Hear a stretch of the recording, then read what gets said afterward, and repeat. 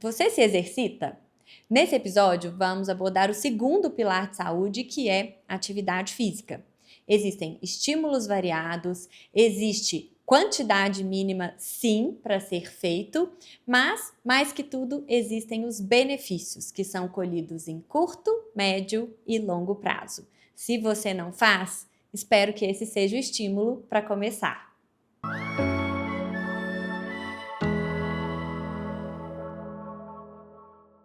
O segundo pilar da saúde é a atividade física.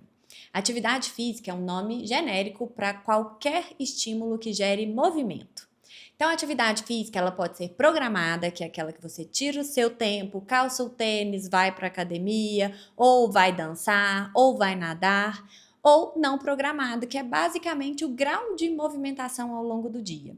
No que você faz? É uma atividade ativa, quer dizer, requer movimento? Ou é uma atividade mais sedentária, sentada na cadeira, com menor mobilidade?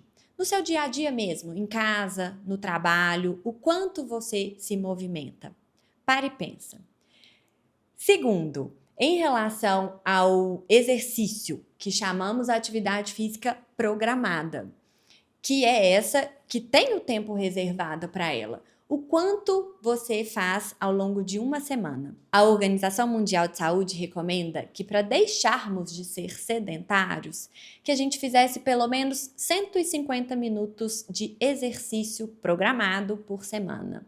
E esses 150 minutos, eles podem ser divididos ao longo dos dias, por exemplo, 5 dias, 30 minutos ou 3 dias, 50 minutos e ao longo de um único dia também. Às vezes não consegue cumprir os 30 minutos de uma vez, faz 3 sessões de 10 minutos. Ou seja, é bem flexível. Essa conta é possível de ser fechada. Eu falei para deixar de ser sedentário, ou seja, é o mínimo.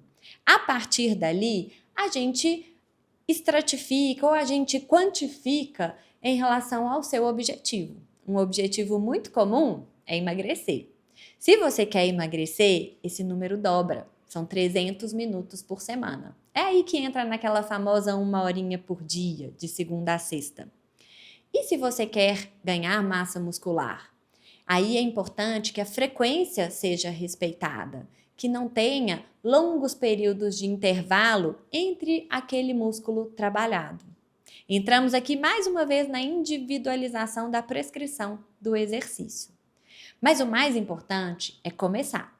O mais importante é deixar de ser sedentário.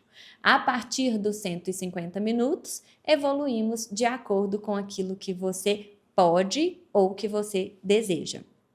Tem ainda a questão da intensidade. Se você não tem nenhuma limitação ou nenhuma restrição e consegue aumentar a intensidade do exercício, esse tempo pode ser reduzido, às vezes até pela metade.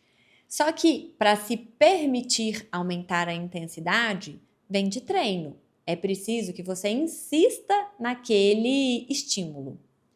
Então, para eu ficar melhor, eu preciso começar e treinar. O indivíduo treinado pode fazer menos tempo. E qual é o melhor exercício? O melhor exercício é aquele que você faz. É aquele que não te custa. É aquele que você muitas vezes pode não gostar de ir, mas que gosta de voltar. Então, pode ser desde a caminhada, desde a corrida, tá na moda agora corrida, né? Até os treinos de musculação ou atividades mais lúdicas, como dança, balé. Você pode fazer um pilates, você pode fazer um crossfit, é aquele que você gosta. Vamos começar e vamos insistir, porque é mais fácil insistir e persistir naquilo que a gente gosta. Existem estímulos diferentes, sim. O estímulo cardio ou aeróbio é aquele que trabalha muito a nossa capacidade cardiorrespiratória, seu pulmão e seu coração. Quanto maior a capacidade cardiorrespiratória, e o nome técnico para isso é VO2, mais a gente vive. O VO2 é o principal preditor de longevidade. É claro que existe uma limitação da idade, existe uma queda progressiva à medida que a gente envelhece. Por isso, é importante que a gente faça uma poupança também da nossa capacidade cardiorrespiratória, trabalhando desde a caminhada, a corrida, a natação, esportes coletivos, geralmente tem esse estímulo cardiorrespiratório.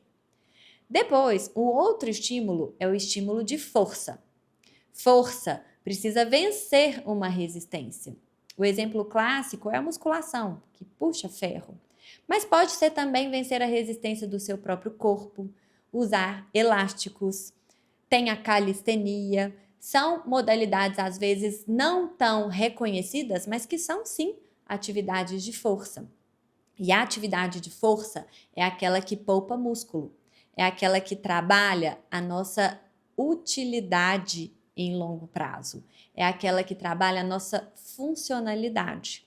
Então, eu costumo falar o seguinte: no mundo ideal, a gente faria os dois estímulos, cardio e força, que aí a gente viveria muito e bem, e muito bem. A funcionalidade, ela tem a ver com aspectos do nosso dia a dia mesmo. A poupança de músculo que você constrói hoje é o que você vai ter para gastar lá no futuro. É igual dinheiro.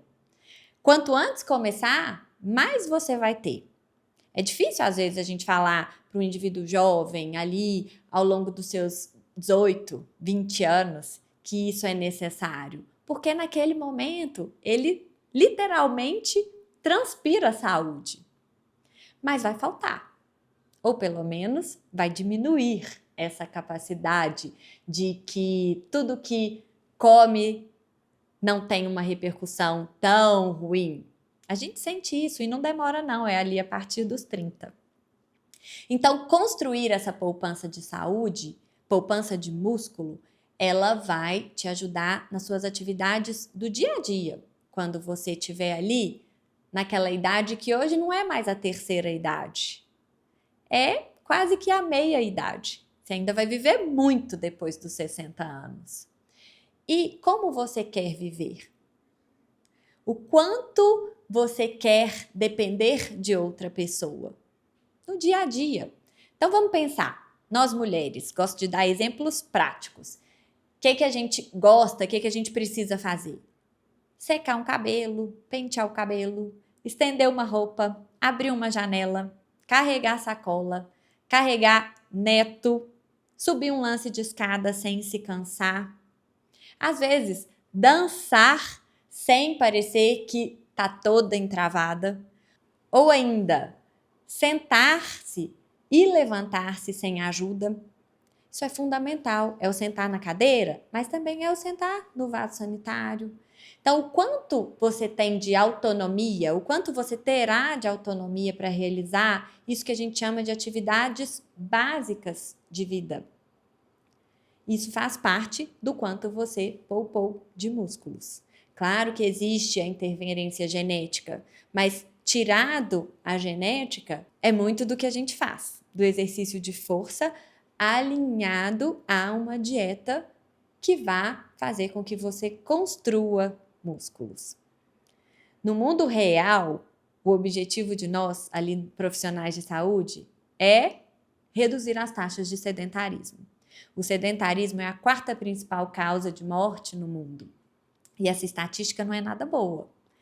Então, tirar do sedentarismo é como se fosse o nosso principal objetivo.